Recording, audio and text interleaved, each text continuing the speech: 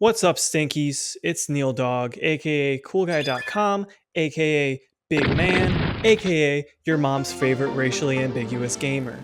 Let's talk about something. In the times of yore, before the age of the internet, the best possible way to spread information, comedy, and entertainment news was through things like smoke signals, carrier pigeons, traditional media, and throwing corn at the wall and seeing what stuck. The only way to get hot new comedy was pretty much to see whatever stand-up comic was coming to your personal 500 acres of Midwestern milieu. And they weren't always good. What I'm saying is, comedy was hard to get to.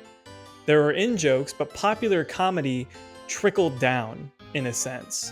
You might have a bunch of inside jokes with your friends, or even be able to do a really good Dr. Evil impression, but that doesn't really matter to someone 3 states away. There's always going to be someone who can do a better Dr. Evil impression. That's just the life of a misunderstood artist. Only the lucky few born and bred for stardom were able to really have their comedy reach the far corners of the globe. And it was an even smaller amount of people who had a brand of comedy strong enough and palatable enough to be able to be put on TV and movies. Also, comics were there too, like the Sunday Funnies and Marvel and DC stuff, although they aren't really comedy, they're just there. But I mean, I wouldn't say that they were a really big part of popular comedy. Like, I can't remember off the top of my head a single boomer joke that comes from a newspaper comic versus one that comes from like SNL or something. I mean, don't get me wrong, I love a good Peanuts, Family Circus, Marmaduke type beat, but it's just, I don't think it was that memorable. Especially fucking Dilbert. And then, out of the aether, Sir Tim Berners-Lee gifted upon humanity its greatest boon, like some sort of modern Prometheus. Comics weren't just about Garfield, Marmaduke, and silly animals no more. They were about shittin' and fartin'. Comedy wasn't about whichever man yelled the loudest on stage anymore. Now, it was about who could draw the man yelling the loudest. Shittin' and fartin'. This is a video about Rage Comics.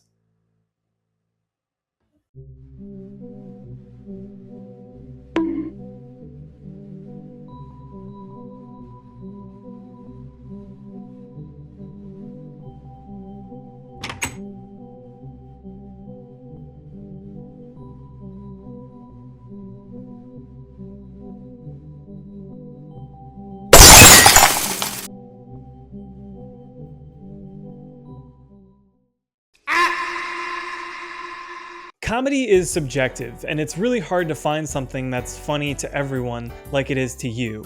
Just show your parents the Eric Andre show, or anyone other than me my videos, and you'll realize this fact very quickly, and embarrassingly, painfully. But there is something that we do all have in common, and that is that we are human, and share experiences in this beautiful blue marble that we call planet Earth. And because of that, there are a set of shared experiences that everyone kind of has happened to them.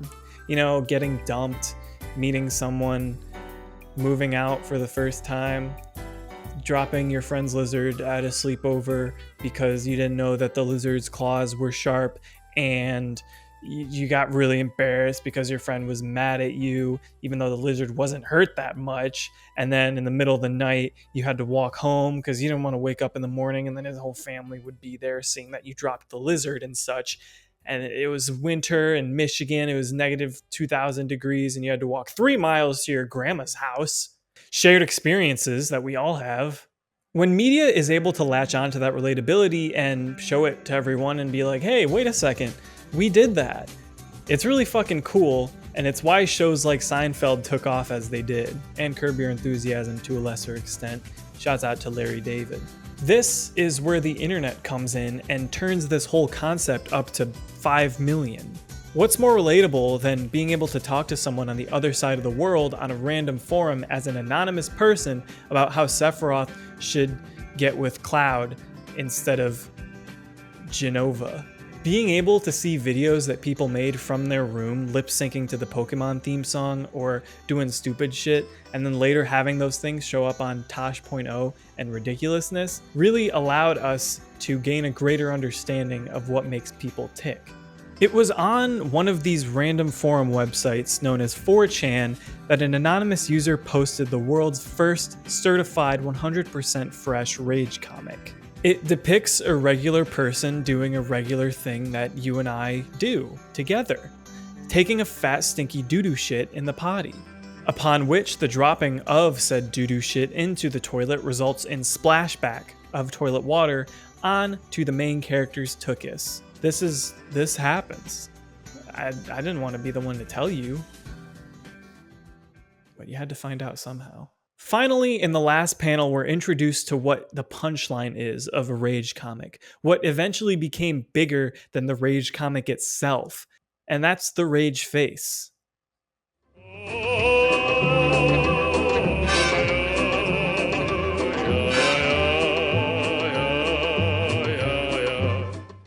As I mentioned earlier, these rage faces were from the internet, primarily from websites like 4chan, Reddit, and DeviantArt, as they all kind of smell the same.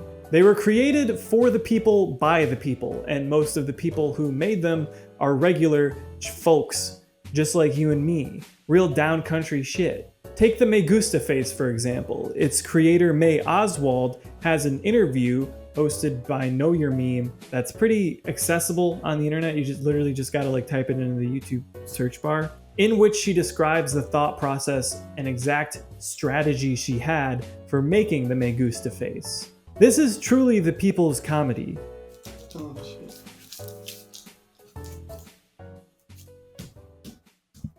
I want to start a Patreon soon.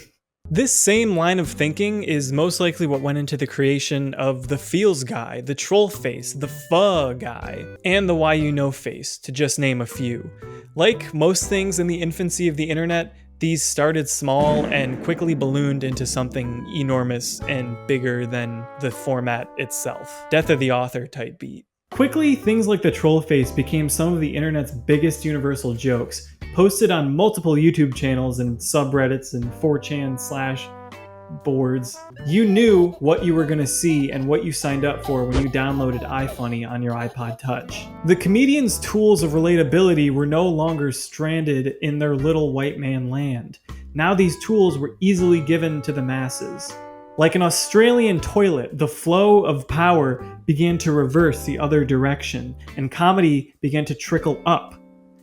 Then you saw shit like SNL just flounder, make some of the worst sketches imaginable when they try to cater to internet comedy. There's a clear divide in humor. Some rage faces are even still popular today, in a 9th level irony zoomer poisoning type of way, like the troll face and the Me Gusta guy. That's a lie. The Me Gusta guy isn't that big. I just want him to be because I thought it was really funny when I was a kid. I'm using whatever influence I have to change the world. Isn't that what art is supposed to do?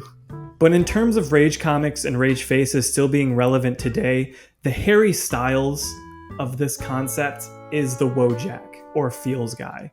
The past few years have seen an explosion of Wojak variants to the point where it's not even the original meaning anymore, and yet a piece of the false self still exists within the new self. From the guys standing in a corner at a party to the Chad comics versus incel shit, Zoomer, Coomer, Doomer, Goth GF, even this little guy who's taking over the hearts and minds of everyone in America. But going beyond comedy, rage faces and other subgenres of internet memes have quickly sunk into every other facet of our culture. Sometimes this is good, other times this can be downright devious. It's just a sausage burger and it cannot do that bad. I'm feeling like imposter, I might just be a monster. Pepe the Frog was a simple character who was created in a webcomic in 2015 for no purpose other than to just be a character in a comic. It wasn't really made to be something bigger than that. Pepe quickly became one of the biggest meme characters in internet history, especially in 2015, when it was really poppin'. However, it was shortly after its explosion in 2015 that then presidential candidate Donald Trump tweeted out a Pepe Sona of himself. It wasn't good. things kind of went downhill from there. Pepe became one of the first Rage comic characters to be co-opted purely for evil. This wasn't the troll face that also kind of had chaotic evil intentions. This was pure alt-right racism, Nordic fantasy bullshit. I ain't talking no Dragon Force. The veneer of apolitical neutrality that memes once had been shattered, and we were left stranded in the middle of no man's land in this culture war. However, an interesting thing happened not too long ago, 2019-2020. In the Hong Kong protests that were sweeping across Hong Kong, Pepe was a prominent figure. As easily as it had been co-opted for badness and evil, it was given right back to the side of good. The internet changed humor forever and allowed any icon or character that someone created to be harnessed in any possible way. This wasn't just the concept of death of the author in terms of a single piece of media. There were no authors anymore. These things just came out of the walls, and it was up to the majority to decide what to do with them. But before Rage comics, there really didn't seem to be much of a blank slate like that. TV comedy was pretty palatable for everyone, as was the point, and stand-up comedians just kind of said whatever they wanted, as problematic and shitty as it was. And no one was able to complain very much, because who are you going to complain to? Your 5 friends?